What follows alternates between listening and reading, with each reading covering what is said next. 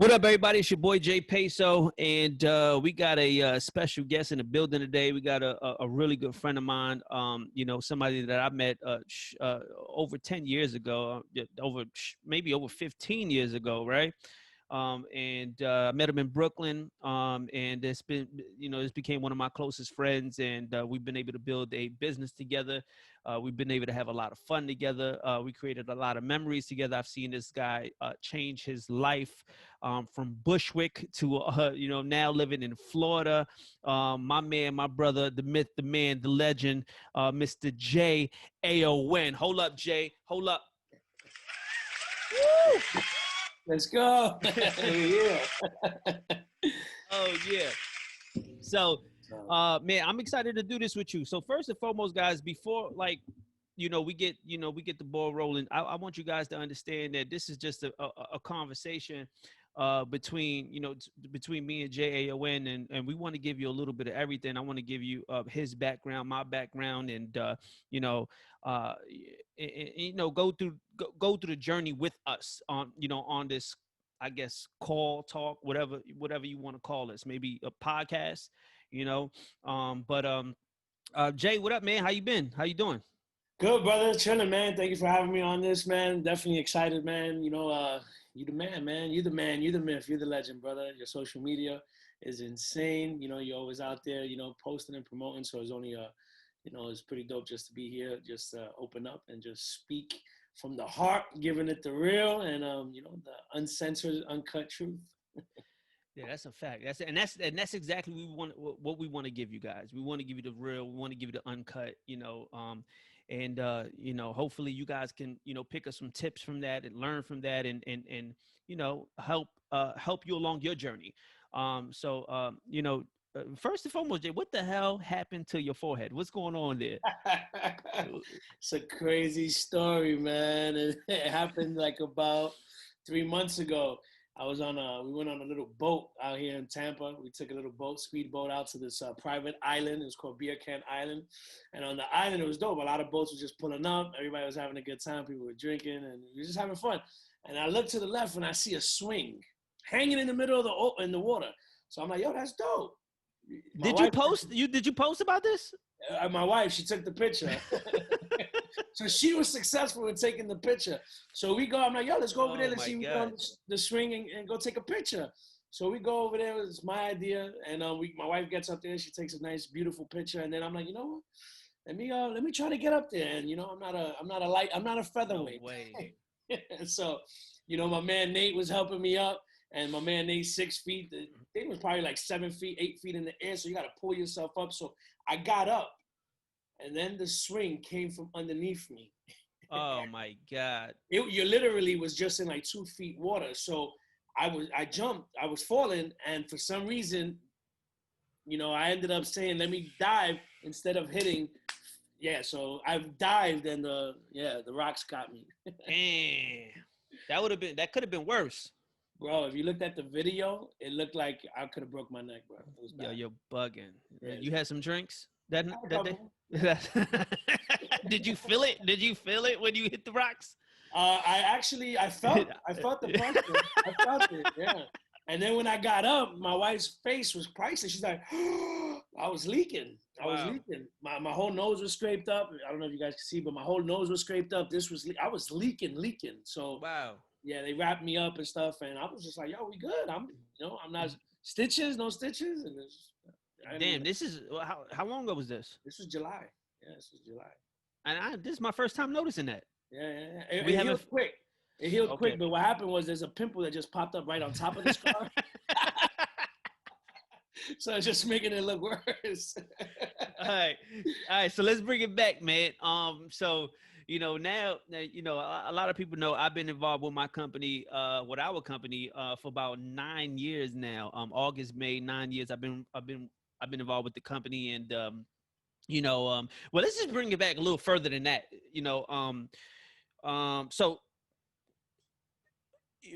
obviously, a lot of people that's watching this, all the viewers that's going to watch this, they're in our company. They're in network marketing. They're either not in our company or are, but so before network marketing, before you joined WV, what were you doing? What were your mind? Where was your mind at, and what you was doing? So right before I joined WV, I was. It was funny because you've been in 9 years. I've been in September. Makes 8 years for me. So I remember, when you had called me to try to share the idea with me. I was working as a counselor. I did counseling. I was doing counseling.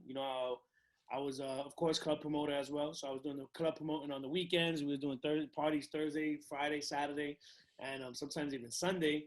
And I was doing that, but I had to get a real job. My wife was like, "Yo, we're about to have some kids. You need some health insurance.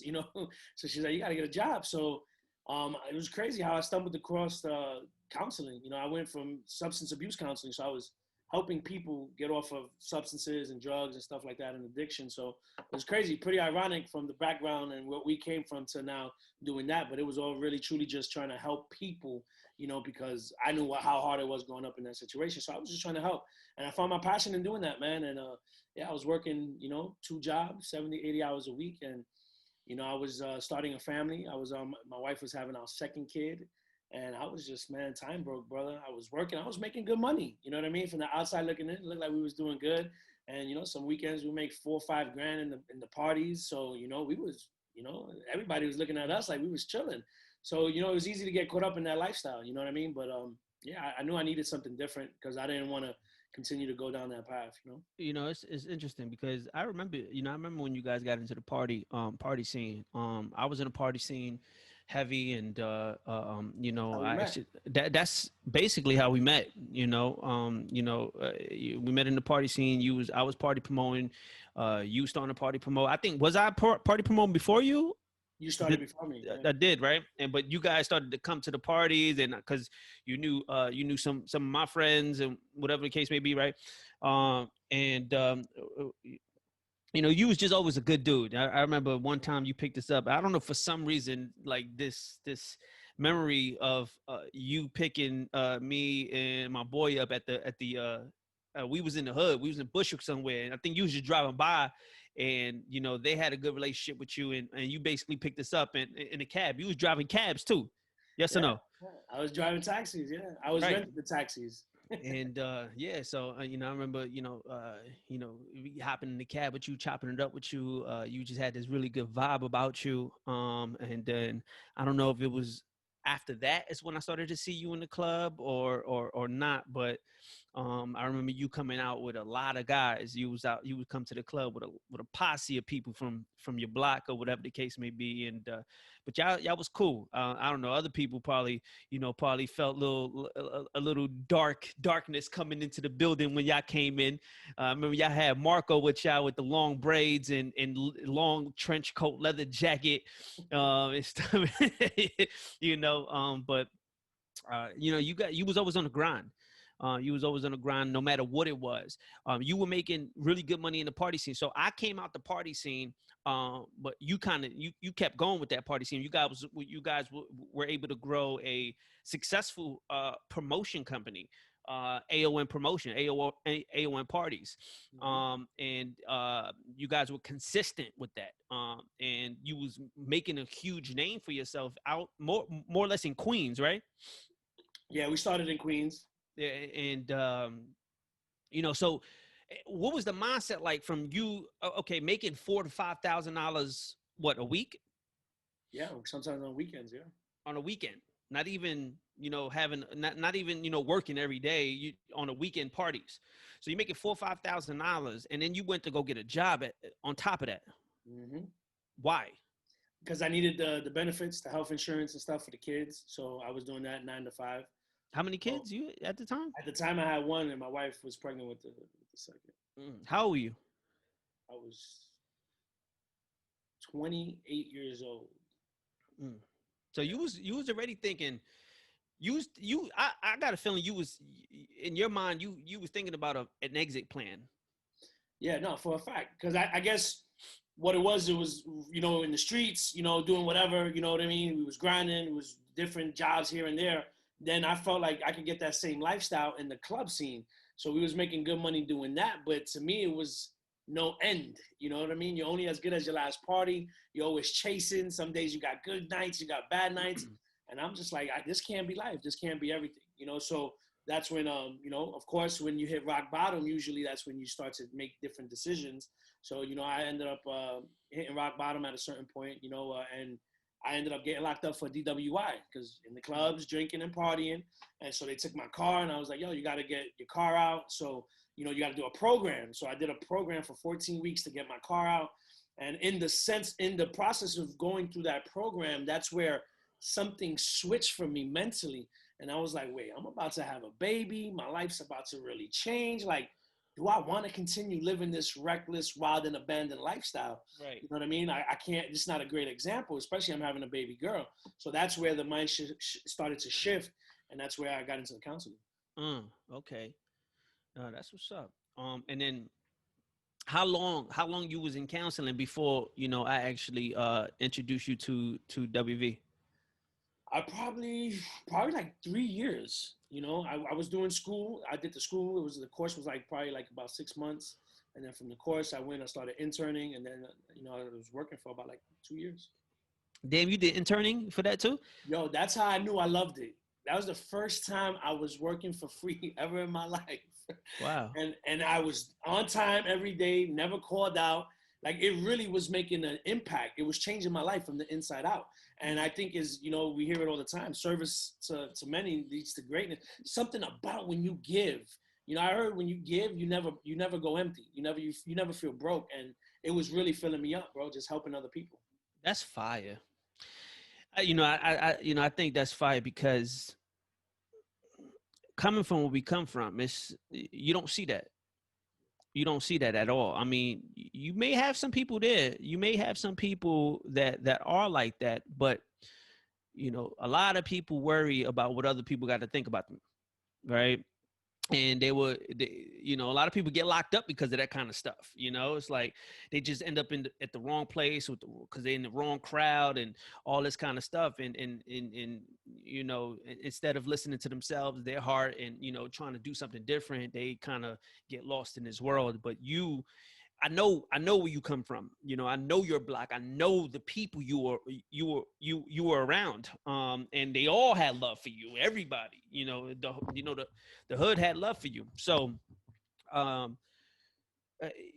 so you making that transition was not, I believe, a big thing for you, but also a big thing for everybody else around you, because they saw that even just something as small as that, getting that nice job, getting that good job, and just getting away from doing other things was, I think that was a big thing. And that's pretty dope that you knew that you was falling in love with it when you was basically working for free.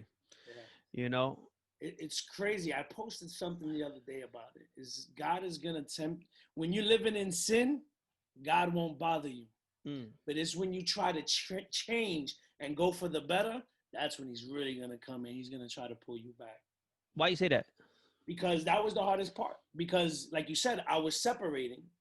This is the first time in my life I was separating from this group, of partying and the streets and a lot of negativity. So now I'm going and transitioning into a better lifestyle, doing something good. And it's like something keep pulling me back in. And it's like, oh, wait, but I get a job. I'm not going to make as much money as I was making over here, and it's like how I'm going to survive and keep up with that lifestyle. So you get tempted, bro. That it calls you back. It pulls you in so much, bro. It was a dark time. I'm not going to lie. It was a really dark time. So you think it's him testing you? Oh, yeah, for a fact. Testing that, to see if you really want it. Yeah, you got the phone calls coming in. Oh, yo, don't worry about work. We're going to party tonight. We're going to hang out. And I was like, nah, I can't do that. You know what I mean? I got a family. I gotta think about the future. You know what I mean? And all right. So yeah. So were you thinking like that, at that time? Because I get it, especially from people that's probably going to listen to this, right? When we do drop this, they probably, is he saying that because he's already in network marketing, he's read the books and listened to audios, or were you feeling like that at that time where you felt like the resistance and going, damn, all of this, I'm trying to do good and I got all of this coming at me, having that mindset? Because I asked you that because I was in that position in a different place in my life, but I wasn't aware of that. So you were aware of the resistance that you was having in your life at that time, and you was facing that battle. See, me, I will have that resistance, and I will go to the resistance and thinking, whatever, it's okay, whatever. Easy to give in. Right. So you was having you was aware of that. Yeah, for a fact. That's I don't know wisdom. That's wise. Yeah. Again, I was 27. 27 going into 28. I'm about to have a baby, so it's like I gotta start thinking different now. You know what I mean? Now growing up, we selfish, you know what I mean? And growing up, we just thinking about us, and we don't think about the future. We only think about tonight and tomorrow. You know what I mean? Like, we get it, we spend it, we live it, we living it up. We're not focused on tomorrow and the next day. But now when I'm knowing that this baby's coming and I'm responsible for this child, it was like, nah, I got to do something. I got to make sure I'm preparing to take care of a kid. And that's why I had to get the insurance, because I'm like, how am I going to have this baby born and she ain't got insurance? Mm-hmm. You know what I mean? Yeah. So that's big. Crazy. That's big. That's inspiring. Just that alone is inspiring. Just knowing where your mind was at that time. And I think that's one of the big reasons why you're blessed today. Because you're aware of the resistance and all that kind of stuff. A lot of people aren't aware of that. A lot of people don't. A lot of people fold. Under pressure. They fold when that resistance comes. They just not. And so, all right. Let me ask you this question: were you a reader at the time? The time, no. No reading, no. So, and you never listened to any audios? Never listened to no audio. Did you go to church? No. So this was like an internal thing that you had. Like, you had the feeling. We used to call River Evers on Steinway Church. That's a fact. A lot of people probably may not know that. But I think it's something you feel in your heart. You know what I mean? It was something that was tugging in my heart. And I feel like, don't get me wrong, there was many times that I tried to transition for the better, but many times I fell backwards. Right. So it was a constant battle of like, I know I need to stop doing this. I know I need to stop living like this. And I fall back in. And then somebody pulls me or something pulls me back. So it was a consistent battle. But I think we all have that gut feeling. We all have that intuition. It's just a lot of us block it out. A lot of us don't listen to it. You know what I mean? But there's always going to be something. And to me, it's the higher power. You know what I mean? Why you don't think a lot of us don't listen to it? Because it's the hard thing to do, and nobody wants to do the hard thing. Everybody wants the easy way. We got everybody wants fast success. Everybody wants fast money. Everybody wants fast women. Everybody just wants fast food. I read the other day, talking about the easy way out. I read the other day, I was reading something and it said that it stood out to me. It said, the obstacle is the way. The obstacle is the way. When I read that, it stood out to me because it's something so simple. It's something so simple to see or read or listen or whatever. It's something so simple but so powerful. The obstacle is the way. There's no easy way around anything at all. No matter what you think like the lottery is not easy. Like, there's no easy way out of anything. The obstacle is always going to be the way. So if it is hard, or, you got a lot of resistance going on in your life, or you're going through, some type of struggle, that's why faith is important. You got to have faith to go through that obstacle, because that's the only way you can go. If you don't go that way, if you don't have the faith to go that way, then, again, you're going to look for other alternatives to see, or let me go this way. And you're always going to end up at the starting, at the starting line. You'll never get to the finish line, not understanding that, you got to go through the obstacle, because that's there to build you up. That's there to teach you the game. That's there to give you the lessons that you need to succeed. So, man, I'm already liking this where this call is going, or talk or podcast or whatever the case may be. But because, we just getting started, but man, you opening up the gates right now. So yeah, it is, the obstacle is the way. And you understood that from early, which I admire, because I didn't understand that from early. I had a talk with a friend of mine, Lefty. I had a talk, the other day about, boxing, and I tell him I want him to be very successful in the boxing game. And I want him to be successful in World Ventures so he can bring that residual in, and he have that secondary income, and then take that income and invest in whatever case may be, right? And I told him, I said, I wish that I had the chance like to do it all over again in a boxing game, because I didn't understand that the obstacle was the way. I didn't understand that everything that God was giving me like the signs that you were taking and saying, oh, I'm getting that resistance. Even though, you said you had that fight back and forth because it's not perfect. Yeah. I gave in every time. It's hard. It's hard. I gave in every time. I went to the club every time. I was partying every time. I took every shortcut I could take. You know what I mean? So that's inspiring to hear that from you. And you're not even like, I was trying to chase a dream at this time, like, to be this big thing and whatever the case may be. But again, I think because I was trying to chase something so big, so much came at me.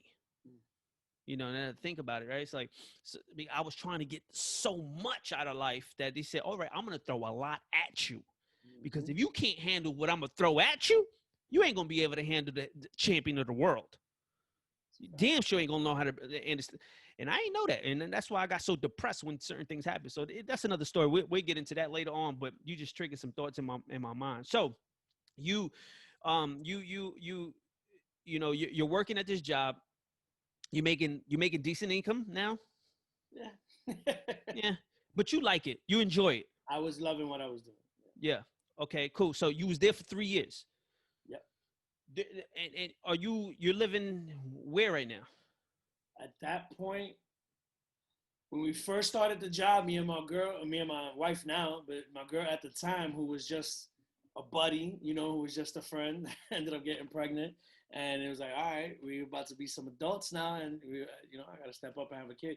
She had a studio apartment, so she had a 1-room apartment, and she had a daughter already that was 3 years old, which is my daughter. I met her at 3 years old, and so that's my oldest, Anissa. So she was already 3, and she was pregnant with my daughter Emily. So she was living on her own in a studio, and I was still living at my mother's crib at 27 years old.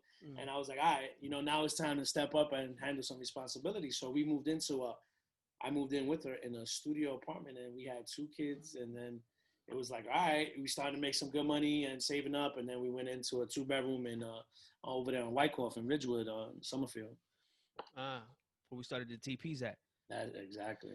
So that's dope. You forced your way out. Sometimes you got to force it, right? And it's comfortable. Yeah, no bills, no responsibilities, clubs all night. Comfortable. And then you guys get into the situation where now you in the studio apartment. It's yours though. But it was very uncomfortable, and to even make that move. I know when you got there, you probably felt good. It's my first spot. I don't know if you did or no, but it felt like kind of free. No. Nah, I don't know. I felt I was free with my mother. I'm an only child. It's me and my mother. You know what I mean? Okay. But you had a lot of weight on your shoulders when you did move out? Yeah, it was different responsibilities. It was different price. It's not my first time moving out and living with someone. But this ain't, you ain't by yourself. You different responsibilities. You got your girl with you. Kids. She's pregnant. Yeah. Right. And okay. It's more pressure, man. So now a lot of pressure. Right, we got to figure this out. What are we gonna do? A lot of pressure. Can't be popping the bottles like we used to. Yeah, I mean, there's a quote, right? It's not even a quote. It's a lyric, right? They say, pressure don't, they say pressure bust pipes. The only thing that pressure do is get me hype. That's Pat Poose. You know what I mean? Pressure bust pipes, but the only thing that pressure do is get me hype, and that's the type of mentality that you need to have, and that's the mentality that you have. And I think that's why we clicked so fast when we did, meet up. You know what I mean? Now, I didn't know too much about you, but again, real recognize real.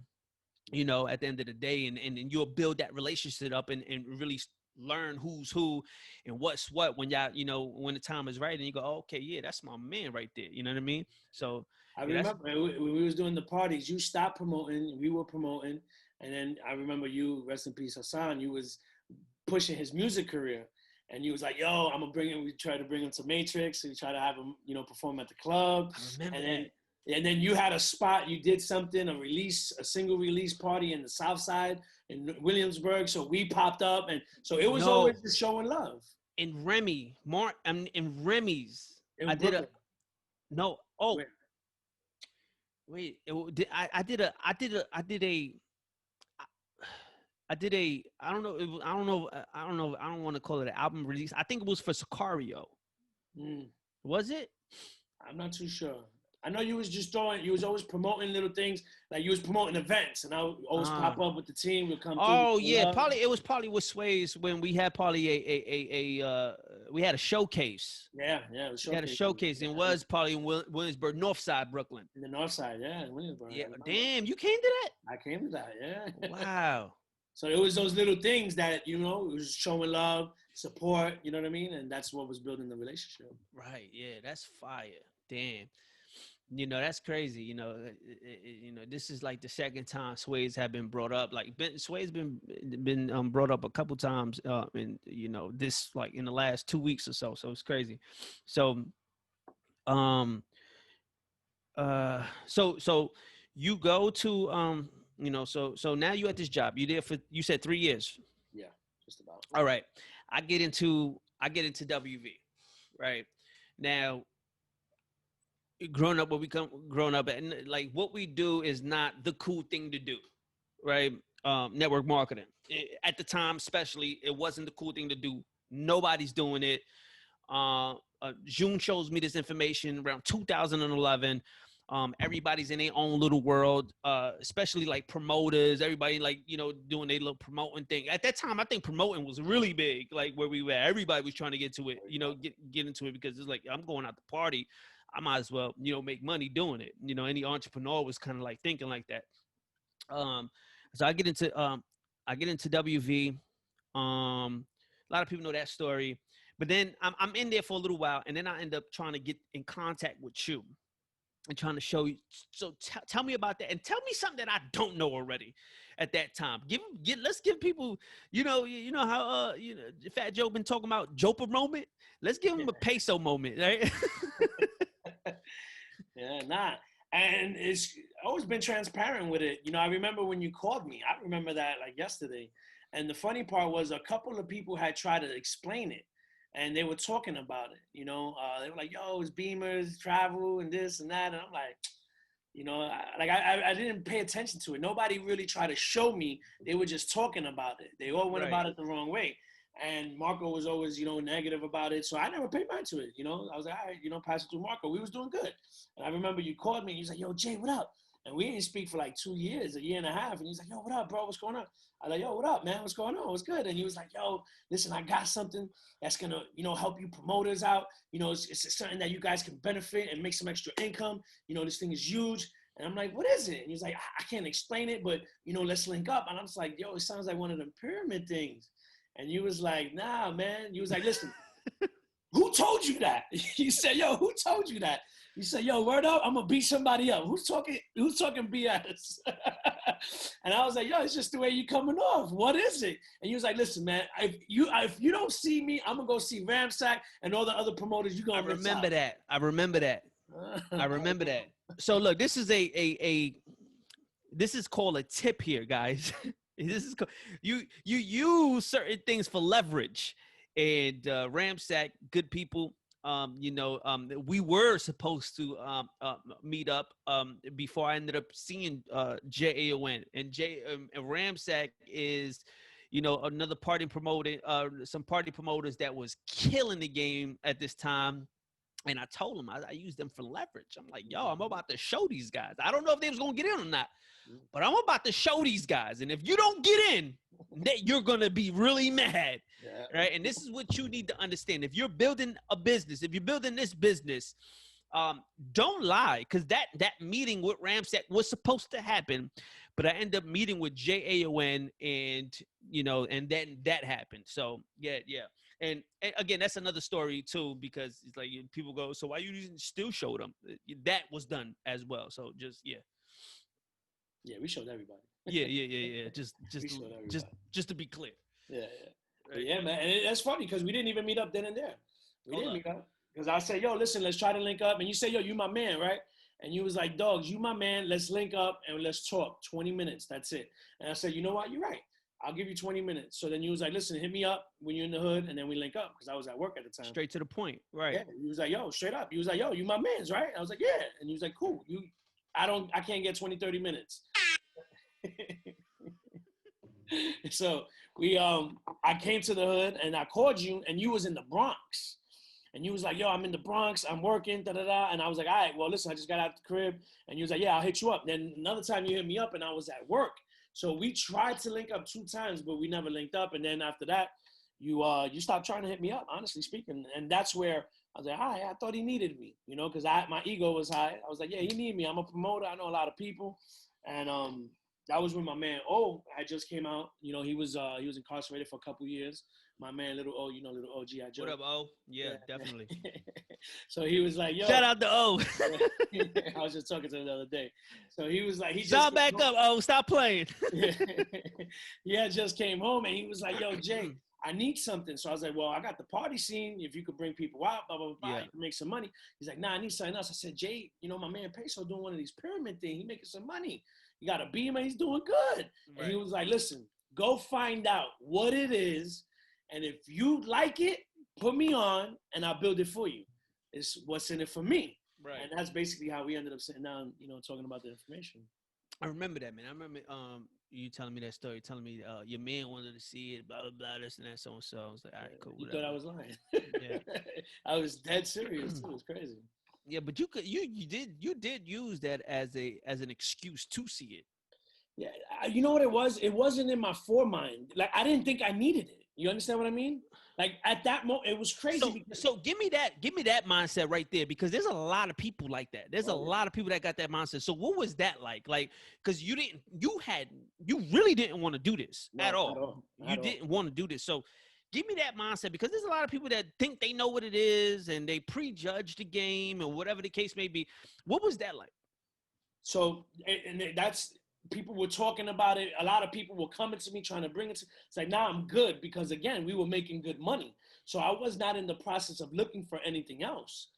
But when I was working and I was going through the process of having the job, and I'm already like, all right, I'm working too many hours with the club scene and doing this counseling. I need to figure out how can I make more money here. Right. And I remember at that point, I was in a crossroad and I was talking to my supervisor, hey, how can I make more money here counseling? She said, well, you want to make more money, you got to go get a college education. So you got to go to school. And I'm like, wait, hold on. I work 2 jobs. I got 2 kids. I'm going to go to school. I don't got the time. How am I going to do that? I haven't went to school in 10 years.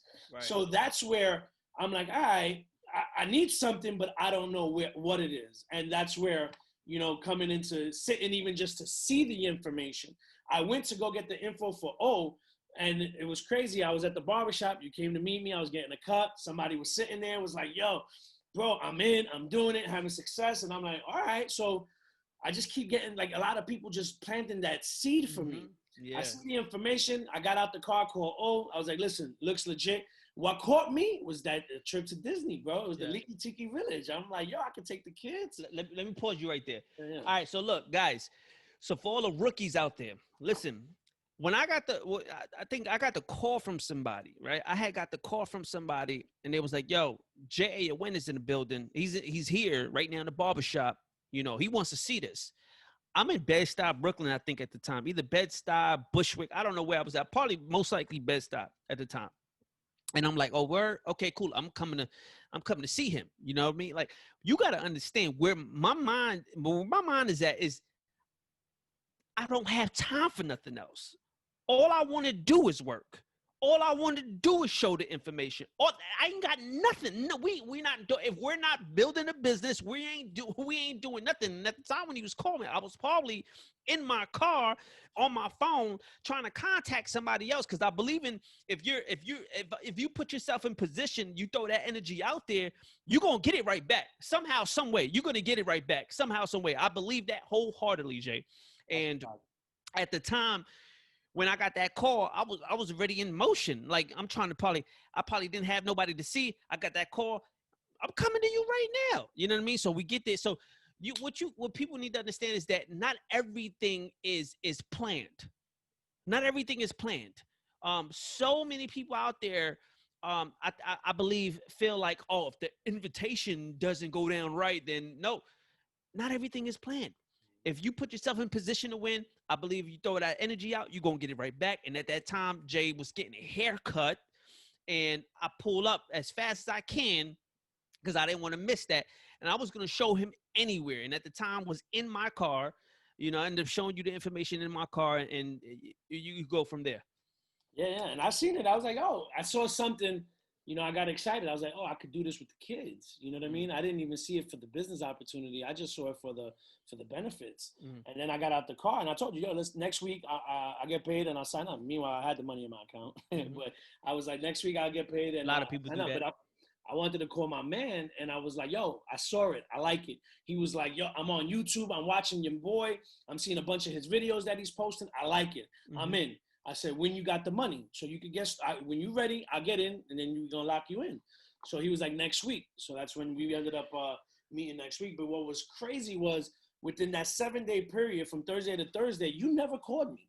You never reached out to me. You never forced me. You just showed me the information and kept moving. And me that had the big ego, I'm like, wait, hold on. I thought he needed me. And you wasn't that. You were still grinding. You were still in the Bronx building because I was watching you on social media. And I'm like, wait, hold on. I thought he need me. I'm the big fish. You know what I mean? And you was paying me no mind. And I think that really was what was like, nah, I'm really missing out on something. The fear of missing out. You know what I mean? So that's when I remember getting out of work and called you. You know what that is when you're busy, you're not worrying about anybody else. And I think a lot of people don't really understand that.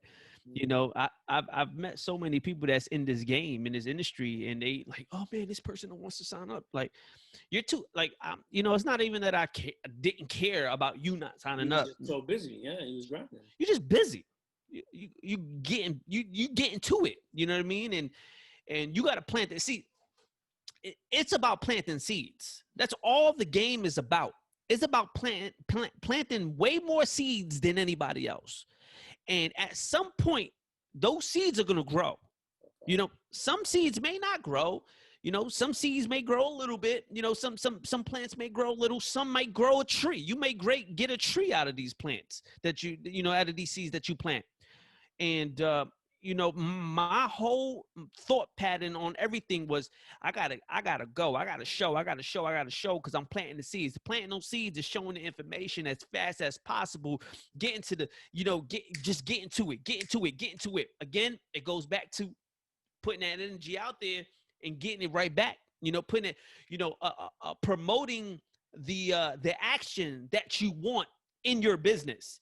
And a lot of people, I believe, wait for people to get in their business for their business to explode. I learned a long time ago, you're the only person on your left team and on your right team. You know what I mean? You're the only person on the left team and the right team. You're the only person that got control of your whole organization. And you're the only person that really has control of over your check. Because if you want a big check, you got to go out there and, again, do what you got to do. Plant seeds. And it goes back to, okay, cool. If I planted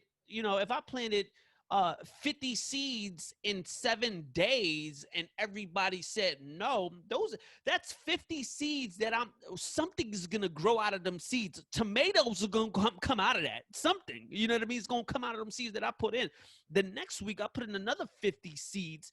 Something is bound to happen. But if you put in 5 seeds, and the next week you put in another 5 seeds. See, this was where my mind was at the time. I was drooling. I wanted to change my life as fast as possible. We'll get back into that because I don't really want to talk about you. But again, every time you say something, I just want to throw on that so we can be on the same page with everything, so they can get your perspective and they can get my perspective. So. Again, I wanted you on the team, but I'm busy. I'm rocking. Let's go. And then boom, finally, you hit me up. Yeah, you had traction. You had some traction because I got started. It was September 20th, 2012. I just got out of work. You pulled up to the block. You pull out the marketing director at this time. I was marketing director at this time. You had just hit marketing director. Yep. Yeah, just hit marketing director. You pull out the laptop, you signing up. Some girl walks by, team no sleep. I'm like, what? That's crazy. You know what I mean? So it was just such a big buzz going around. That team no sleep, team no sleep. And yeah, we plugged in. And that same night, I said, listen, I got some people coming to. You was like, yo, let's show some people. Mind you, my mindset was I'm getting in for my boy to build it. But you was like, yo, let's show some people today. Yeah. And I was like, you know what? I got some dudes coming over. I got some of my mans coming over tonight. We got the football game. And you was like, you know what? Invite more people. And you that was the same day? That same day. The same day I got started, September 20th of 2012. You was like, listen, welcome to the team. I got some text wintertime, cold. Yeah, I got a bunch of text messages from a bunch of people. And you was like, listen, let's show some more people. And you said, how many you got coming? I said, I got like 3-4 people coming. Hold up. Woo! And you was like, yo, let's show some more people, invite more people. And right in front of me, I started inviting. Right in front of you, I started inviting more people. You said, don't mention nothing. So all I did was come to the crib. These people here, we're going to watch the game, got some food, drinks, invited a bunch of people. 10 people ended up showing up. Halftime came. I called you to come through. I said, listen, it's halftime. Come through, do a presentation real quick. And that's basically where we hit the ground running. We showed 10 people. They all said it was too good to be true. It ain't working. It's a scam. It's a scheme. I'm like, nah, this is crazy. I thought all of them were going to say yes. But they didn't say that when I was there. No, they all said maybe. Let me think about it. I remember got to think about it. Yeah. They all said, I got to think about it. Yeah, and that's, when I left. We hear that all the time. I got to talk to my wife. I got to talk to my girl. When I left, they killed you. Yeah, that was crazy, though. See, this is another thing, right? All right, boom. So if you're new, right? If you're new in the industry, if you're new in the business, you got to understand, like, if the presenter is there, I know right now we're dealing with, and we're going to get into the pandemic and all that kind of stuff. So, you know, if you got a trial party going and you invite some people out and the presenter comes out, does the presentation for you, you got to be the one to close. Oh yeah. So that's number one, right? You got to be the one to close. But you got to understand when the presenter leaves, the people are really going to tell you what they feel, and you have to have some type of rhino skin. You got to have a thick skin to take in whatever your guests are going to tell you. I mean, these are the closest people to you. So whatever they say, it may not even be that big of a deal, but because they're so close to you, you take whatever they say like to the heart and you go, oh my God, I didn't know. I thought this person was going to sign up, you know, and that could crush your dream. That could, like, all the vision that you had of winning and succeeding, and you saw the presentation and your mom was like, you had fireworks and you saw yourself making $1 million and traveling the world and all this kind of craziness. And then your first presentation, all your friends said, oh, they got you. You're in a scam. You know, you got to understand, you got to have thick skin when it comes down to the business. And that's something that Jay Aon had. You know, it was funny though. I didn't have it that day. But you're here. You're here. So you had something. This is why it was here. I'm going to tell you why I'm here. So I was discouraged, and I was just like, that's crazy. I thought they were going to say yes. I'm not begging none of y'all. Straight up. Y'all don't want to do it? Cool. And I could imagine, because I know who was in your house, and I know these guys, and I love these guys. So I know what the hell was going on over there. Just by even, like, I can assume. Jokes. It was crazy, dog. I'm talking about it was a whole roast show for about like 20, 30 minutes, bro. But whatever, we went back into the game. Some dude, one of my mans was like, yo, put the damn game on. The game started already. Like, it's a Super Bowl. Nah, it was just the opening season. It was the first game. This was September. It was you sure? September 20th. Yeah, September 20th. Okay. I remember it was the Eagles and the Giants. It was the Eagles and the Giants playing. Opening season game. I remember this like yesterday, dog. And so we got they just whatever, and the game went on, and that was it. There was no talk about it, and they were like, yeah, Jay, I'll let you know. But what changed it for me was 2 days later, you invited me to the training event. And at that training event, that's where everything changed for me, bro. Regional? Everything. It was a RTE. It was in New York City, in Midtown. And I woke up late. Byron Shrog was there. I don't even know who was the second speaker. But I woke up super late, coming out the club. So you said it starts at 9. I didn't get there till I woke up at 11. I didn't get there till 2. I remember. And, I remember walking in. I see all these people, energy. I'm like, wait, hold on. What is this? Mm-hmm. And the only reason why I went, because I'm a man of my word. And I told you I was going to go. So and you came, you was hungover. little bit, probably, but at that time, those was normal, so it was regular. No, what I'm saying, you coming from the club. Yeah, for a fact. Got a couple of drinks, so I was hurt. So, but I was up. I woke up and I was like, yo, you said get to the back. And I'm like, what? Like, sit in the back, it's crazy. So I sat in the back next to somebody I don't know in a room full of people I don't know. I remember I'm that just day. sitting there just listening. And it was the stories, bro. Hearing the stories of people succeeding. That's what got me. And I was like, nah, it's game over. I'm doing this. So talk to me. So talk to me about you come to the training. Training is important. You need that. If you're in this business, you need training. If you don't come to training, it's over for you. Like, I'm here to tell you that. I'm here to tell you, you miss training, it's over for you. Same way. Look at LeBron. He put $1 million in his body to train. That's why he got a championship. He trains. He spent $1 million to train. $1 million on his body, on his physical body to train, and that's why he outworked Jimmy Butler. By the way, I seen J.R. Smith in the mall the other day, yesterday, and he had the Laker ring on. It looked beautiful. We was in Foot Locker. That's his first one. No, I believe he won with Knicks? Cavaliers, right? No, wasn't he in the Cavaliers? I think he might have been with James.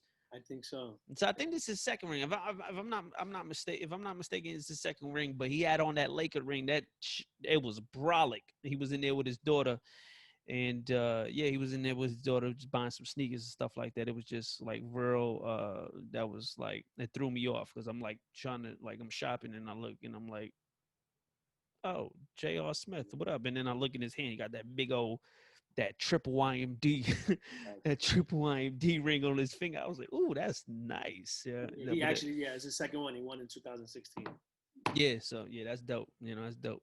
So back to training. LeBron puts $1 million. Invest $1 million into his body. You need that, and that's why he is who he is. That's why he's so explosive still. Bro, you seen Jimmy Butler was hurting at the press conference interview. Yo, while LeBron is chilling, smoking cigars. That's when I knew it was over for a fact. After they had that hard game and they won, I was like, oh yeah, it's over. Six is done. Yeah, they ain't got enough in the tank. No, that's it, and that's the main thing, having enough in the tank. You know what I mean? Like James prepares for this kind of stuff. He prepares for the storm. You gotta prepare for the storm. If you ain't gonna prepare for the storm when that storm comes, it's over for you. That's in anything you do, Jay. For a fact. Mayweather's another one, Mayweather's another one. Ooh, I like that one. Oh, it's still going.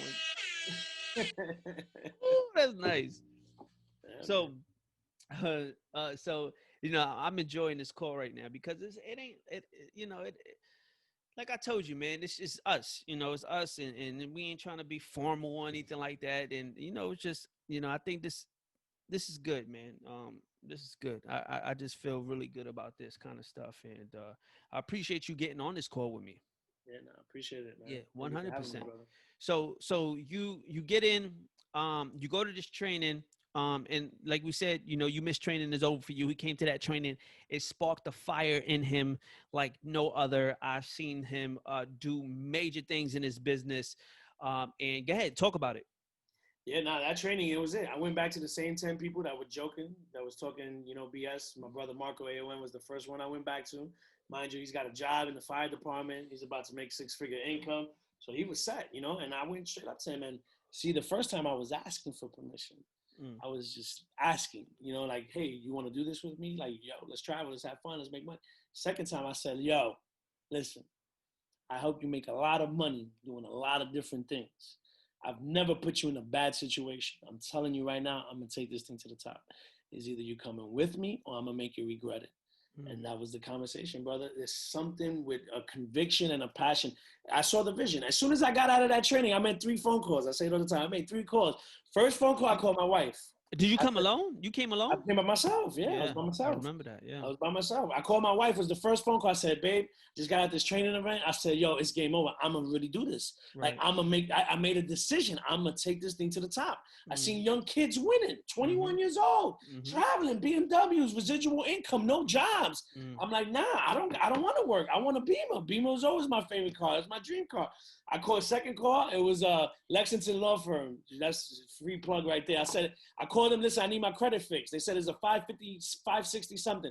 I said, I need my credit fixed. They said, why you need your credit for? I said, I'm pulling out a BMW in a couple months. That was my second call. Third call was, That's yo, Marco. funny. Yo, I swear to you, yo, Marco, are you home? He said, yeah. I said, cool, I'm coming over. And that was it. After that, I just started going up to everybody. I was talking to What was everybody. the switch? What was the switch? It was just that whole event. Mm. It really painted the vision for the future. Mm. You know what I mean? Like I saw where, I guess, we all got dreams as a kid, right? We all got dreams. We're going to buy houses. We're going to be rich and we're going to be successful. Like that was just always something that I always had. Like, yo, right. I'm going to get a house before I'm 30 years old. I'm going to be very successful. I ain't going to be struggling in my life. I didn't care how I was going to get it, some way, somehow. But I knew I was different. I was like, I'm not going to be like the average Joe. And I was conforming to the average Joe. You know what I mean? Working a job and doing all these other things. And then when I see when you was conforming to the average Joe, you wasn't stressed or anything like that? Of course. I felt like, it was structure. It was, right. 40, 50 hours a week. And it's still not enough money. Right. I still had to do the promo so I could make extra money. I was like, nah, I loved what I was doing. Don't get me wrong. But it started to, that excitement's dying out because it wasn't about helping people no more. It was about making sure you charge the insurance. So they took out the fun from me. They took out what I loved. And it was like, oh, paperwork, make sure this is right. So it was like, nah. And I knew that wasn't the end route. I couldn't do it, bro. I had the hustler spirit. I had the entrepreneur mentality. I always wanted to be my own boss. So when I saw this and I seen the way out, like it just was like it opened up for me. I'm like, oh, this is it. Right. There's people doing it. All I needed was to hear that. And it wasn't like, again, you're not a prophet in your own town, but hearing it from other people was just like, yo, this is crazy. This is it. And that's it. That was it, bro. I really saw, those dreams that I had as a kid. So talk to me.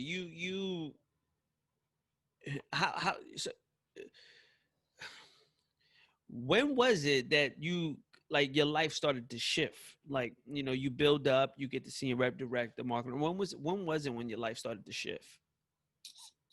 It's crazy, man. I think,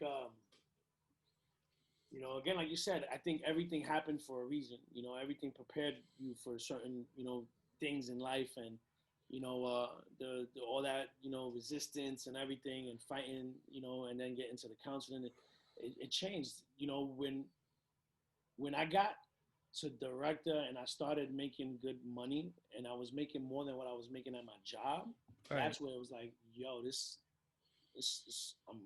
I could leave my job now. Right. And that's where it was like, this was real. And it's one of those things where you want the security of having that guaranteed check, or you willing to go all out. You know what I mean? Right. And that was it. That was the transformation. And I was just like, yo, I told my boss, I said, listen, I'm doing this. I'm going to give this a year. I'm going to give it a year. If it don't work, I'll come back and go to school. If it works, you never see me again. 7 years later. Still never went back. 7, yeah, right. So imagine how they feel, because everybody watches. Everybody's watching. So imagine how they feel about making the decision they made. I mean, did you ever show them? Oh, yeah, I showed them. I showed my boss, supervisors, coworkers. They probably looking at you like, whoa, this is crazy. Hold up. So, man, how long? So you've been in now, how long? 8 years. 8 years. And since you've been in, how many trips you've been on? I stopped counting after 70. 70 trips. A lot of people can't say that. A lot of people can't say they've been on that many flights. You know what I mean? Like it really started to feel like I remember saying that. I remember the time which was years ago already, 9 years I've been involved with this thing. And I remember saying at one time, I was like, man, it's crazy because I really used to be on a train every day, and I've been on a plane way more than I've been on a train. And your life really changes, and I could just imagine how many lives we've been able to change like that, because life is about experience. Life is about learning from experience. Life is about those memories that you create. For real. Imagine sitting. Imagine being 50 years old and not having any kind of memories, about anything. Imagine being, in your deathbed and not having many memories about doing too much. Imagine, I mean, there's a lot of people like that in their deathbed and they go, damn, I didn't really do much. It's crazy. You can look as close as our family members, man. Family 100%. members and uncles and aunts, and it's just like, yo, and we've been able to travel and live, and it's like, wait, we still haven't done anything Yo, we haven't scratched the surface. at all, man. We haven't scratched the surface to what's to come. And this is where I think a lot of people get lost at. They think they did something, and it's like, yo, we haven't scratched it. We got so much to obtain. We got so much to do. We got so much to achieve. We got so much to experience.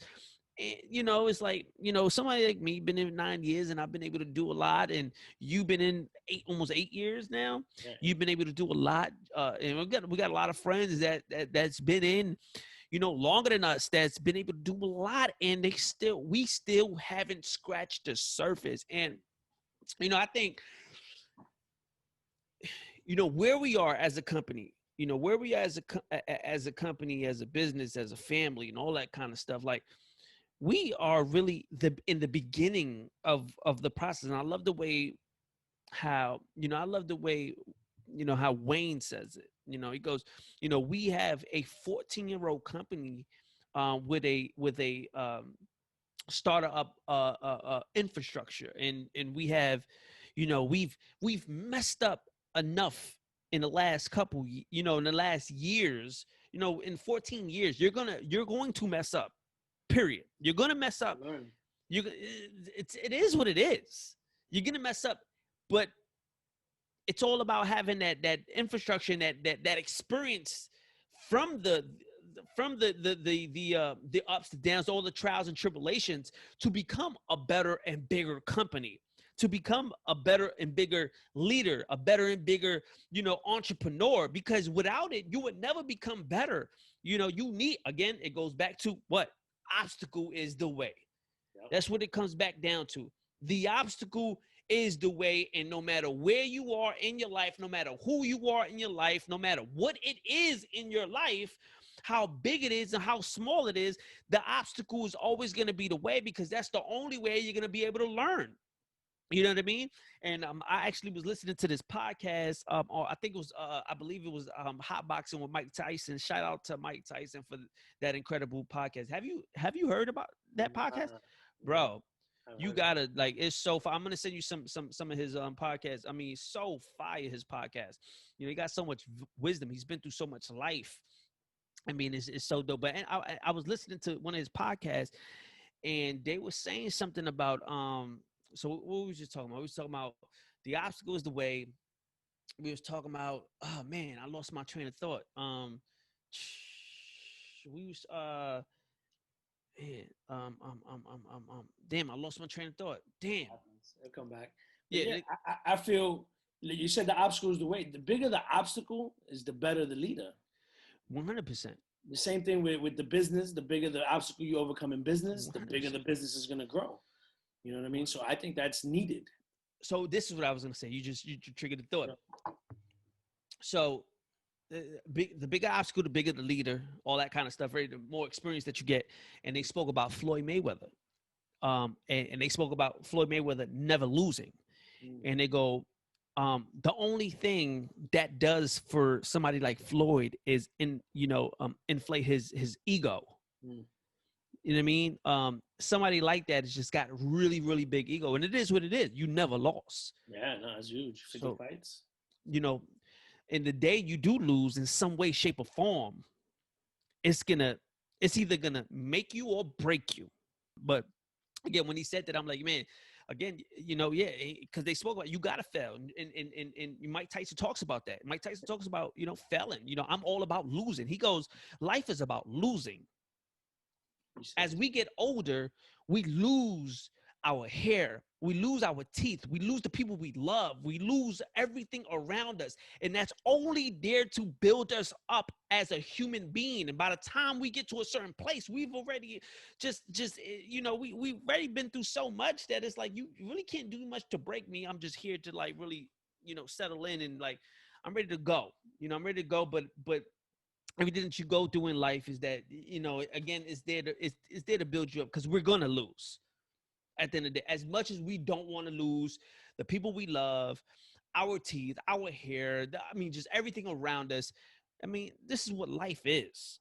And if you're not willing to learn that, or take that in, or whatever cases, then you're gonna have a hard life. You're gonna have a hard business. You're gonna be stressed most of your life, because you don't understand that life is about losing. You understand what I'm trying to say? It's like it is what it is. Like, you know, in the last couple months, I've lost 3 people that I know. You know, 2 cousins and 1 friend. You know, the friend. So our friend. Yeah. You know, so uh,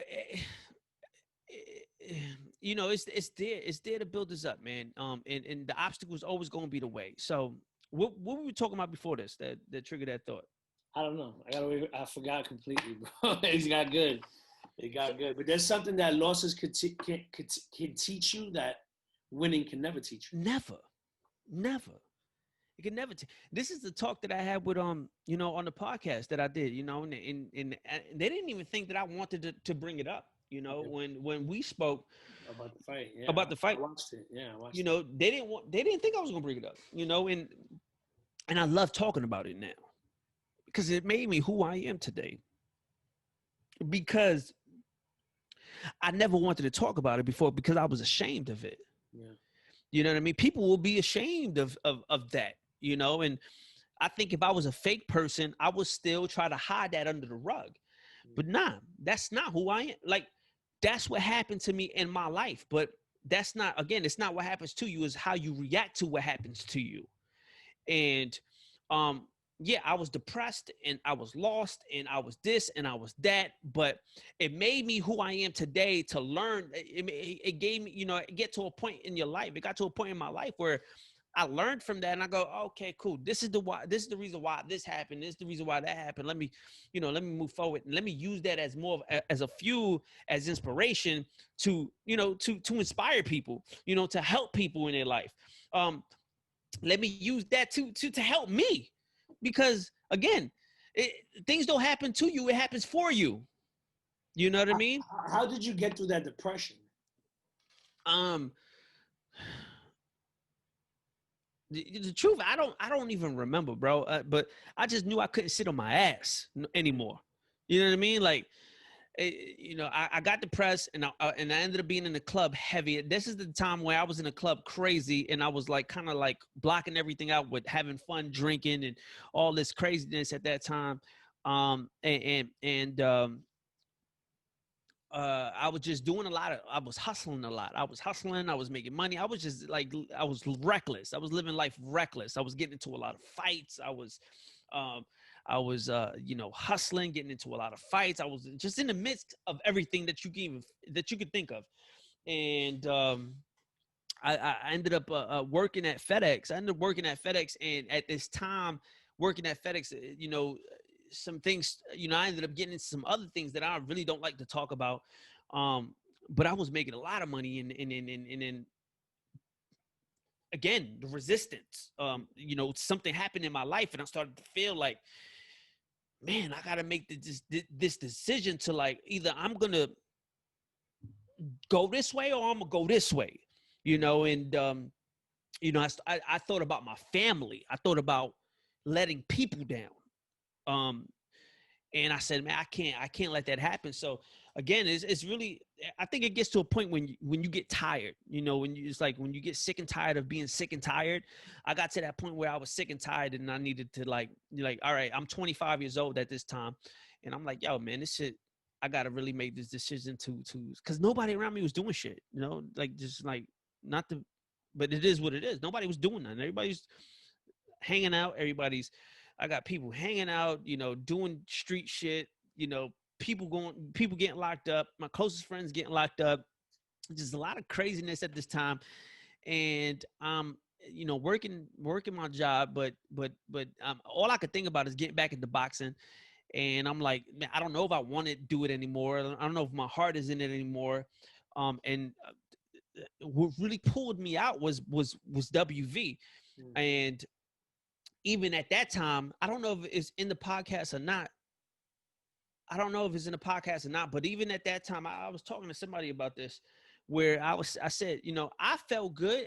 I got to a point in my life where somebody told me, oh yeah, I was actually having a talk with a friend. It got to a point in my life where at some point you're in denial coming from certain places in your life, right? I'm like, if whatever, especially if you're an athlete, and it don't matter what you're doing, something passionate and something that people know you for, um, you try to max that out as much as you can throughout your life, because this is who you are. And and it was one point in your life that it felt so good that you couldn't let go of it. You continue to chase that feeling that you had at one point. And I got to a point in my life that I remember somebody was like, you know, I think I was in WV already. I wasn't really too big in it yet. You know, I'm doing my thing. I'm making some full-time income. And it was like, yo, this is Jay the Boxer. This is Jay the Boxer, you know, whatever the case is. And I remember putting this person, I forgot who it was, but I remember putting this person to the side. And I'm like, yo, um, I'm not the boxer. You know what I mean? I'm not a boxer. I'm Jay. I'm an entrepreneur. And when I said that, I felt there was a few times that I felt like a weight off my shoulder. That was one time that I felt the weight off my shoulder. Like nah, I'm not the boxer. I'm not a boxer. I'm not a box. I will beat the brakes off of somebody, but that's not who I am anymore. Yeah. I'm an entrepreneur. Change your identity. Yeah, I couldn't stick to that identity anymore. I'm an entrepreneur. I'm an investor. I'm this. I'm that. You know what I mean? It's like, that's who I want to be known as. I don't want to be known as Jay Payso, the boxer. But a lot of people that come from where I come from, that boxing game and all that kind of stuff, even if they don't make it in the boxing world, they still hold on to that stigma of I'm the boxer, because they don't, again, it's the ego that holds on to that. And sometimes the ego is your ego, not sometimes the ego is not your amigo if you don't know how to handle that. And that's not only in boxing, that's in everything. That's music. That's basketball, that's baseball, that's whatever it is that you in love with so much. Everybody know you for this or that or whatever the case is. Nah, you got to come to a point in your life where you make a decision. It's like, yo, that's not who I am. That's who I was. That's a part of my story, but this is who I am. This is where I'm going. Are you coming with me or not? And when I made that, when I made that decision, that's when I was like, that was one of my like moments where I felt like, okay, yeah, this is it. Like, this is who I am. Don't talk to me like that. You know what I mean? Like, I'm not a boxer. And one of the times is when, again, another time was when I spoke about it on the stage when I did a training on a national. I think it was at Phoenix when I had mentioned it. That was another time where I kind of like, I spoke about it. It's like, that's when I was like, I don't care. You know, it is what it is. You know, so I'm comfortable in my skin. You got to be comfortable in your own skin. Once you're comfortable in your own skin, nobody can stop you. And no matter what you do.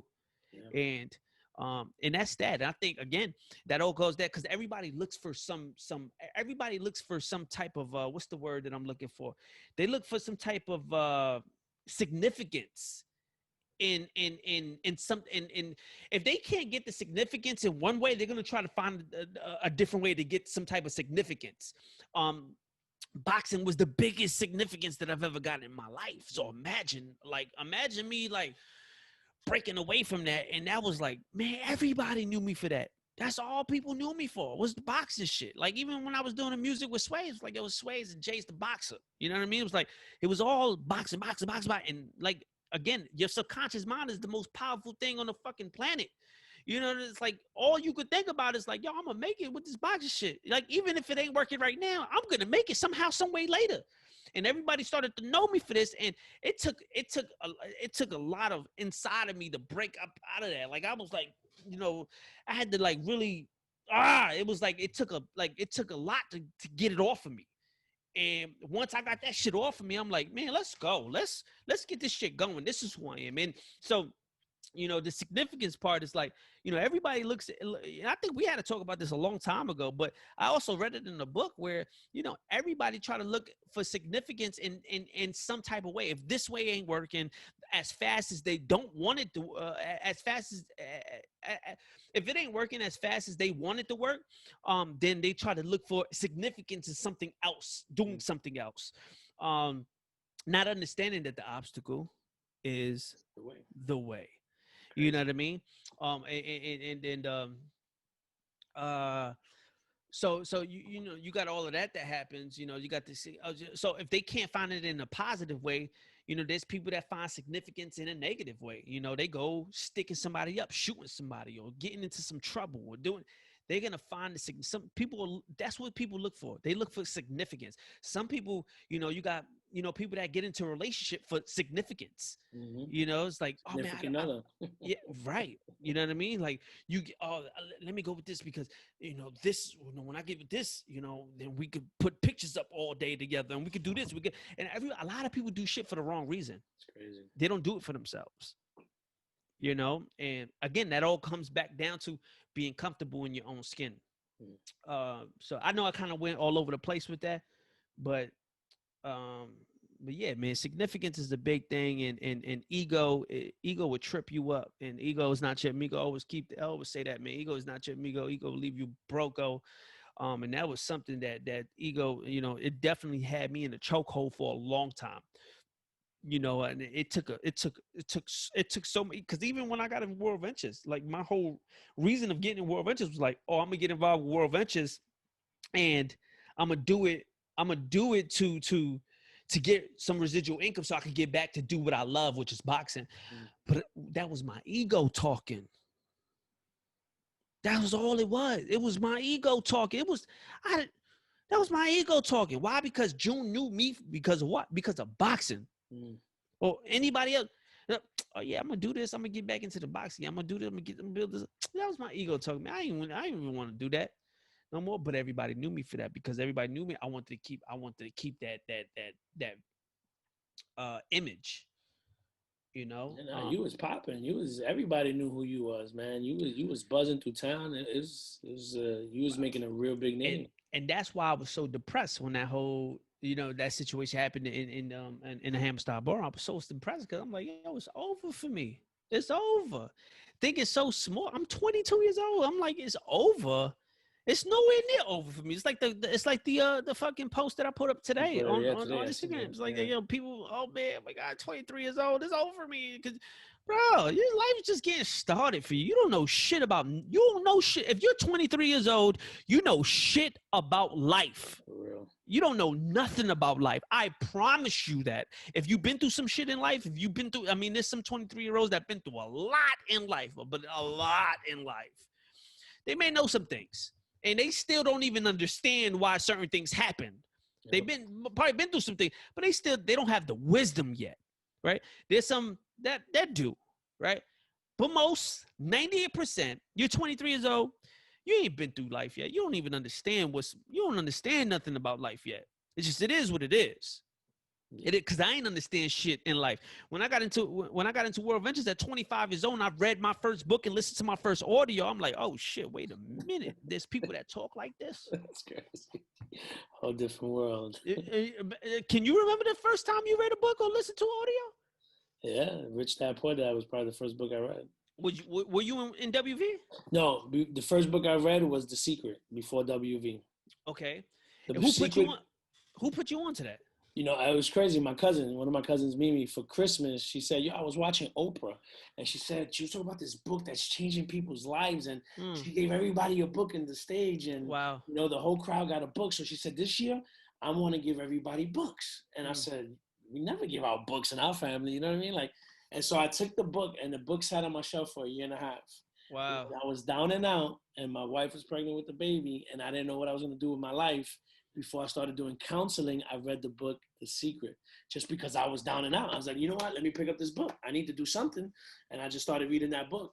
And that's when I got into the counseling. And then the teacher, and it's like you're always gonna get signs. There's always gonna be different messages and signs and confirmation.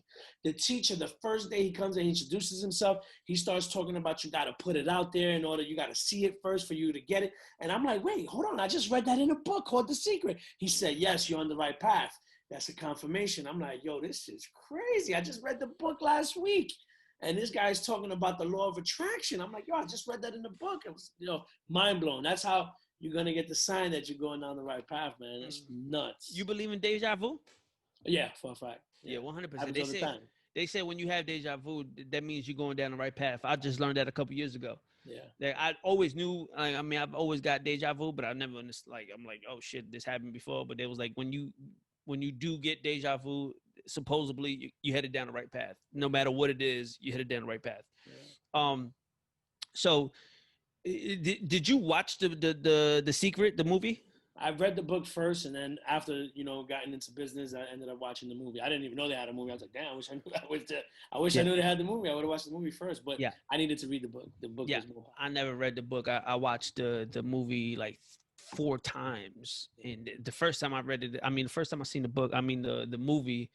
I actually got the book, but after I watched the movie, I ended up getting the book. I'm gonna get into it, one day. But You know what's crazy? Because in the book, it tells you take a picture of what you want, right? It tells you take the picture, see it, meditate, concentrate on it. And I remember at the time I had an ill hoopty. I was driving a Nissan Altima. It was all beat up. I was looking like Ace Ventura because my windshield wiper wasn't working. I was outside the driver's window when it rained. It's crazy. You can hear me from 2 blocks away when I was coming down the block. Car was so beat up, man. wow, And I remember I wanted a Nissan Maxima because I had an Altima. I was like, wait, I want that car. After reading the book, I took a picture of it, bro. And then, literally 3 months later, one of my boys was in a situation, needed some lawyer money. He said, yo, I'm selling my car for dirt cheap. I said, nah, I'll take it. Ended up getting the same exact car that book was telling me to take a picture of, and they had it mm, on my screensaver, dog. So wow. crazy. And then when I started doing the school, the teacher would tap in even more on that. I believe in that. I So believe in true. that whole. I got It's so true. my vision board is right here. Yeah. I got a vision board. Like I believe in vision boards. Yes. I believe that. Where I live at right now, bro. Damn, where's my vision board at? I think it's my closet. I remember you were showing me too the other day. I got it here. That's just my Same closet, city views and all that. bro. Like the cars that I've had, to the car that I have today. The where I live at. You know what I mean? So much that I've put in on my vision board. I've obtained already. You know what I mean? And it's like, oh shit. It's crazy. If I got here, I shit. Can I get there? Mm-hmm. Can I take it? I think a lot of people are so afraid of dreaming big. They don't feel like they can happen. Yeah, I like. Again, it goes back to like our subconscious mind is so powerful. Our subconscious mind is so powerful. If you, I believe you talk about it, got to a point where you talking about because that's what happened with me. Like with the my first BMW, I I spoke about it so much. I looked at it on YouTube so much. I designed the car to the T. I knew everything. Before this, I never knew about cars at all. I never knew about no BMW, nothing like that. I knew everything inside out about this car. This is when we had the BMW promotion, all that kind of stuff. And I just zeroed in on this because I knew I was gonna get this car when I hit the BMW promotion. I'm like, this is what I'm gonna get. This is the year I'm gonna get. This. And I looked at this car every day on YouTube. I saw the how they made the car, how they, I was watching videos of them driving the car. I mean, I saw videos of people like selling the car. I mean, just everything about the car inside out, bro. to the point where I would go outside and I would jump in my mother's van to go do some presentations. And I remember going to the car. Like I remember leaving the building to go inside to go to the van. But when I went to the van, I played so many tricks. And I played so many tricks on my mind that when I saw the van, I thought the BMW was gonna be there. It sounds crazy, but it's not. It's just on everything, bro. This is like I was like tripping when I got inside the van. I could have swore the steering wheel was the BMW steering wheel. I was playing so many tricks on me. I'm like, yo, this is crazy, bro. Like I'm bugging right now. And obviously, I ended up getting the car, whatever the case is. But I really saw it. I smelled it. I felt it. It was in my vision. I devoured this car, and couple 2-3 months later, I ended up getting a car, and that's what happened with my whole life. Really, I devoured WV. I devoured everything about it. I devoured the trainings. I devoured me working. I ate, slept, drinking. I didn't do anything. I told Hazel, let's break up. If you like, I don't want to do nothing but work my business. You know what I mean? I don't want to go out on dates. I don't want to do this. I don't want to do that. And and I believe this is the reason why I lived the dream that I had in my head. At the time. I had the dream that I had in my head all the time. I believe this is the reason why I live it, because I just devoured everything about it. I didn't take any breaks until I got to where I wanted to be. And I believe in the law of attraction, but again, it goes back to what you said. God is going to see if you really want it. He's going to put obstacles in your life. He's even going to, he might put a girlfriend or a boyfriend in front of you to distract you. I believe that 100%. It is what it is. I heard Valerie say one time, I was like, I've never seen anybody, and I've never seen anybody get together in our business and succeed. Everybody, I mean, everybody that I know, and again, that's a distraction. In boxing, that's a major distraction. Like a lot of that type of stuff is a distraction, no matter what it is. Distraction. You got to set your goals up, man. Accomplish it. I don't know. How do you feel about that? Yeah, no, same thing with my wife, man. She knew when I was building the business. I remember I asked you, what do I got to do to get the freedom? You said you got to do 2 to 5, 2 to 5 a day, 2 to 5 a day, 2 to 5 a day, and that's literally what I did. And we were fighting like cats and dogs. She throwing me out the crib. We was having so much problems, but I made that decision, and I told her the same thing. I'm gonna do this. If it's meant to be, you'll be here at the end of it. If it's not, then it is what it is, because I'm doing this for the kids. At the end of the day, it's not about you. It's not about me. It's about the kids. It's about the future. Sacrifice. And that's why I'm doing it. And I got to sacrifice. And that's what I did. I sacrificed. A whole year straight. Right. Sacrifice is big. Without it, we ain't got nothing. And I think but you learn sacrifice early from boxing. 100%. You sacrifice so much, drinking, foods, all that, sleeping with your woman because you need your legs, what I mean? So you sacrifice some of the biggest sacrifice in your boxing career. So to come into WV, it was like, yo, this is light work, but I got to sacrifice like that. I've done that already. But another thing is all the things that I messed up, like all the things that I should have, because, you said I sacrifice, but again, it's like, it's another level. Of course. Yeah, it's another level. And, a lot of things that I did, I kind of like, again, be aware. It was like, yo, all right, I've messed up so many times here. I'm gonna do it different this time. Yeah, let me do it different here. I mean, now I'm starting to really understand the I guess what's the word I'm looking for? I'm starting to understand the principles of success. Right? And a lot of people don't understand that. Like, it is what it is. It's the principles of success. Like, you follow the principles of success, you're going to win. You can't, there's no, you can multitask, but you can't multi-focus. Like, there's no, like, easy way around anything. Like, it is what it is. Like, no matter how you put it, it is what it is. People go, oh, man, yeah, whatever. Man, it is what it is. There's no easy way around it. So let's talk about the pandemic. The pandemic hits, and we in the business, like, we in the business like where we are, like where we in. And how was that for you, first off? Like, because this was a surprise for everybody. Yeah, it was for a fact. But I think, we've been through so many different obstacles. This one was new. This one was different. Like this is history. You know what I mean?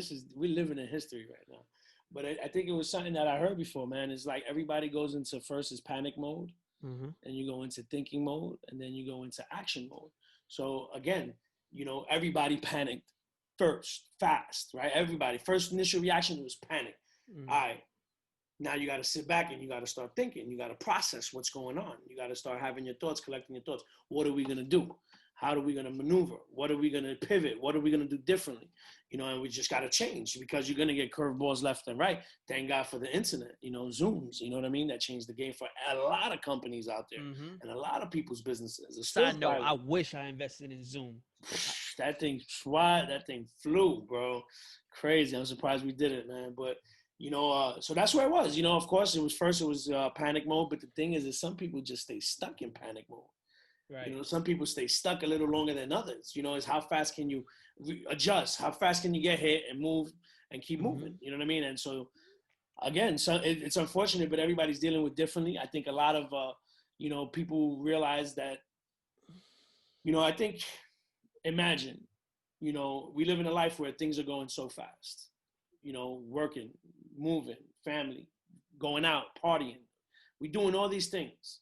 A lot of us really never been by ourselves. That's a fact. Quiet, That's still. Yeah, right. So that causes a lot of, uncomfortableness, a lot of issues that people start to realize that they had, that they didn't know was there because they start to look at themselves in the mirror. Yes, the mirror comes out. That's scary. For a lot of people it is, man, and they don't know how to deal with it. So, again, that's where running for me came a good thing for me. Right. Working out, exercising, books more, important, right? Tapping in, you know what I mean? And thank God for business. Thank God for what we do. Right. Because I can imagine if we didn't have residual income, how would we adjust? Mm-hmm. You know what I mean? Like I feel bad for a lot of other people, man. A lot of other people ain't really getting through this on the right way. And maybe they got a little help right now, but when the help is over, then what? Right. So I thank God we took advantage of this 8 years ago because it positioned us to be in a situation where financially we didn't have to think about that in a way. You know what I mean? We just had to focus on keeping this right, But imagine the people worrying about the finances, worrying about the mindset, worrying about the kids, the food, bills, debt. Nah, that's crazy, man. So it's tough, man. And, I just super grateful, man, for this opportunity, brother, because it's really, positioned me and my family to, survive, and not only survive, but thrive, you know what I mean? And come out of this stronger than ever. Right. I said the same thing. The other day I did that live event, and I was like, yo, man, I always knew I had something powerful in my hands, but I didn't know how powerful.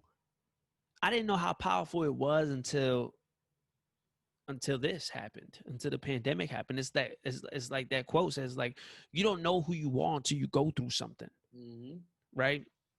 And like you said, the residual, and we've been able to maintain. And I was thinking a lot about how, there's people out there that like, I'm like, my son is like, we hear is like, I'm in the grocery store like every 3 days, and I'm like, I'm spending money. I'm like, damn, time move, like food is moving out my fridge. You know what I mean? I was like, damn, where the food is going? It's like, yo, I gotta go to the supermarket again. Like every 3 or 4 days, I'm doing, I'm doing in Spanish terms, compra. You know what I mean? So, every couple days, I'm in the supermarket, like, dropping some money, and I'm like, yo, this is crazy because there's a lot of people, like millions of people, got laid off. There's people out there that got a lot of kids. I got one kid. And it's like, yo, we got a residual income. They don't, it's like, yo, this is crazy, it's a blessing. It's a blessing that we was able to put ourselves in this position. And people go, oh yeah, like you said, a lot of people got help right now because unemployment and stuff like that. Yeah. It's not gonna last, and even, and again, this side note, unemployment, I think anybody that stopped chasing their dreams when they got unemployment, that's God testing you. For a fact. That's God, again, because again, you brought it up where it was like, yo, God's going to, it's God testing you. It's like, oh, how bad is, oh, this is, oh, you comfortable with this? Ah, you don't really want it. This is what you want. You want 30, 40,000 a year. You know what I mean? From the government. It's like whatever it was, because it's like people made the most money they ever made around this time. Some people did. Some people made the most money they ever made, and that kind of like blinded so many people from their dreams. And it's like we had to talk before, and I'm like, yo, I don't understand how that happened to people, because when I was in, when I first got started, like I was making money, I was doing what I had to do, but I was like, yo, man, the bigger picture, the bigger picture, man, that's where the focus is at. But anyway, so again, man, like what you said, man, I didn't think, I mean, I've always knew I had something special in my hand, but it was until like the pandemic hit, I really knew that we had something special in our hand. And I'm very grateful for what we have, and knowing to where we're going. It's just a different, we're like really headed, to the moon, putting hooks in everything that we're putting hooks in as a company. And It's just a blessing, man. It's a blessing to be here right now. Yeah, no, it's exciting, man. We're definitely it's exciting. Again, we don't know what the future holds. In the world, in history. You something you said, man, Never. that just stood out to me a while ago, and it was funny, but it was real. And you was like, yo, in 2008, we didn't know what a recession meant, because our whole lives was a recession. I'm like, Right. yo, that's the truth. Because I'm like, what the hell is a recession? I ain't feeling it. Like, what's that? And it's bugged out. Now we on the other side of the spectrum, and it's like, yo, you know, it can affect a lot of people in so many different ways, So, it's just a blessing, man, that what we have, and it's even our, I think even a bigger call of duty for us to go out there and just help more people. You know what I mean? And hopefully we can open up more minds and get more people to think differently on, looking at other opportunities, man. Because at the end of the day, I was that person that said I would never do nothing like that. But you know what? Thank God that I put my ego to the side, and thank God for you and the company and helping lead me, and because it's been a blessing, man. It's just been amazing. Why this company? Um, because it's funny. I heard from somebody else the other day. A while ago, they said, anybody can make money. Right? Anybody can make money. We can make money doing so many different things, but this is special, man. What we doing here is different. And it's the people. It's the people. That's the key. It's the people. I'm a people's person. I'm all about the people, all about helping people. And we're following, I think, to me, Wayne is one of the best. I think his heart, his vision, on what he wants to do and wants to accomplish. And, where he's not thinking about us. He's thinking about our kids, bro. He's thinking about our kids, and it's bigger than a money goal. It's an impact goal. Truly wants to change the world with what we have. And if you just chasing a dollar, what is that? That's empty. You're never gonna be fulfilled. I Never. heard there was a quote. It was like, it's crazy that some people are so broke, all they have is money.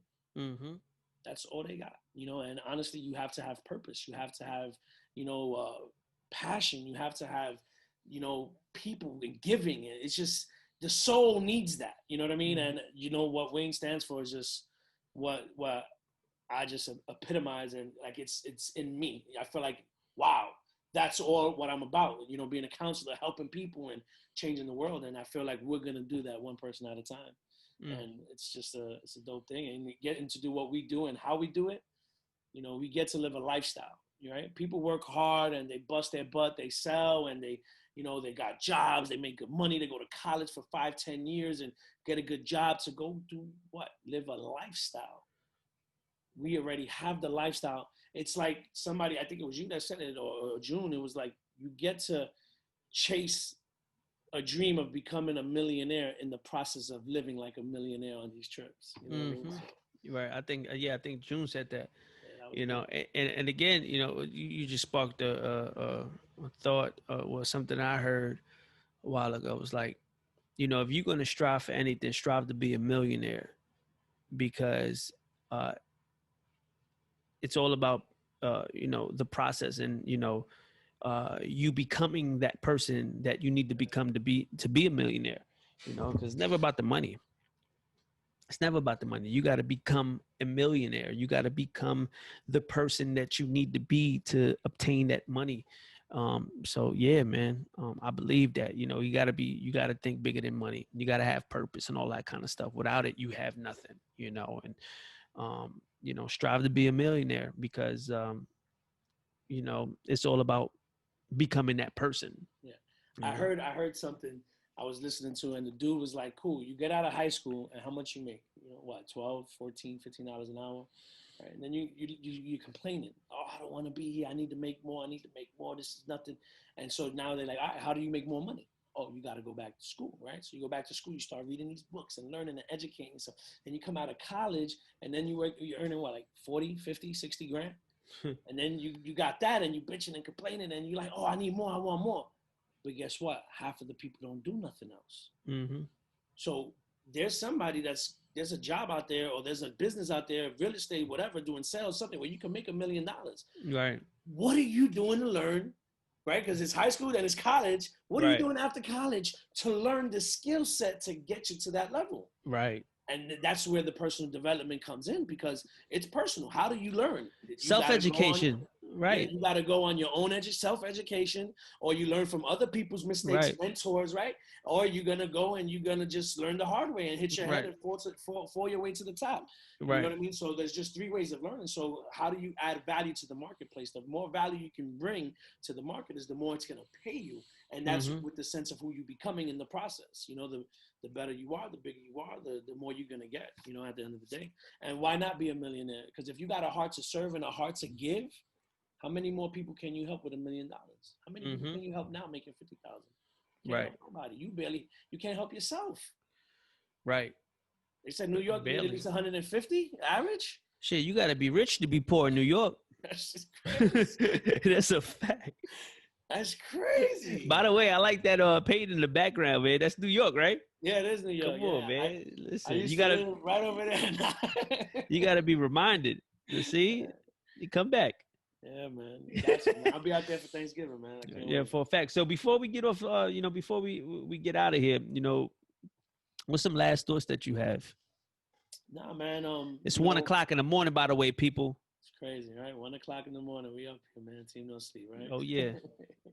But fall in love with the process, man.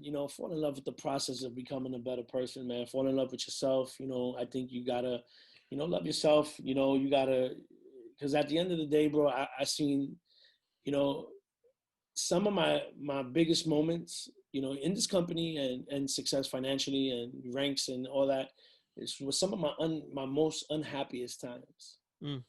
And it was because I lost myself in the process, because all I was doing was just chasing after this goal for so long. And then when you get it, then what? You got to find yourself and dream again. What's the next level? Again, what motivates, you to keep going? What motivates a LeBron to keep going for more rings? What motivates? You got to have that next level inside you, and you got to really look in the mirror deep enough to find it. And that's one thing that I love what entrepreneurship has taught me, was you don't quit. The answer is out there. You just keep going and you just keep learning and you just keep failing your way through the process. And I'm too stubborn to quit. I'm too stubborn to give up. I'm going to do this by any means necessary, get to the top. I don't care how long it takes, because I guarantee you it still feels good. Dwight Howard, maybe in his last year, finally got his chip, right? And he was crying. He said, don't ever give up. His last year?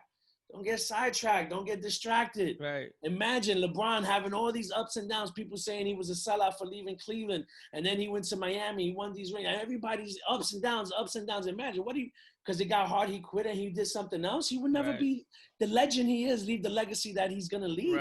Right. Come on, man. Stick it out. Stop being a coward. If you quit one thing, you're gonna quit something else. That shit becomes a habit. It's a muscle. 100%. Winning is a habit. Quitting is too.